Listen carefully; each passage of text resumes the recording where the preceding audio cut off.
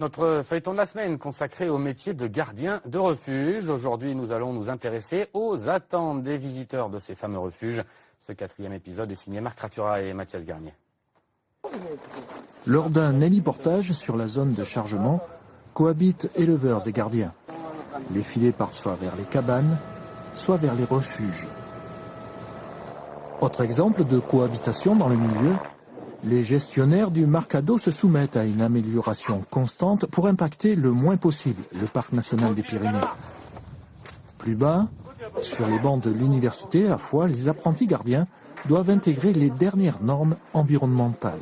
On cherche à les sensibiliser au-delà de leur approche professionnelle d'accueil, à ce qu'ils prennent en compte toutes les composantes d'un refuge, c'est-à-dire comment bien gérer l'eau, bien gérer l'énergie et la maîtriser. On est dans des sites isolés, donc c'est des approches techniques assez pointues et délicates. Autres utilisateurs, les accompagnateurs et guides de montagne. Ils amènent leurs clients dans les refuges, d'où un minimum d'exigence.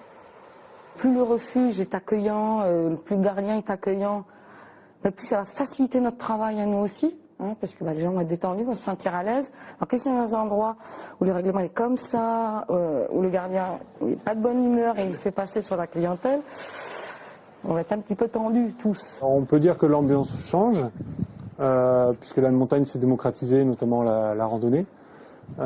Du coup, on a des gens qui connaissent un peu moins la montagne et un peu moins le fonctionnement de refuge qui fréquentent ces établissements. Et les gardiens se sont aussi, eux, un petit peu mis à la portée de ces personnes. Par petites doses, toutes ces remarques se diffusent, s'analysent dans les cours entre profs et élèves pour peaufiner un référentiel universitaire sur le métier de gardien de refuge. Mais nous, ce qu'on veut leur faire passer concrètement, c'est que le refuge est dans un milieu montagnard, qui a des relations avec la vallée, qui a des relations par exemple avec l'office de tourisme en termes de communication, qui a des relations sur les circuits courts en termes d'approvisionnement.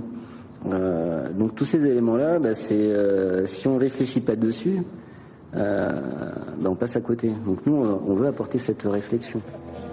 En 8 sessions, une par an, l'ISTIA a formé 180 gardiens. Les Pyrénées comptent une 50aine de refuges qui abritent chaque année 100 000 visiteurs, tous amateurs de coucher de soleil. Après la quiétude des montagnes,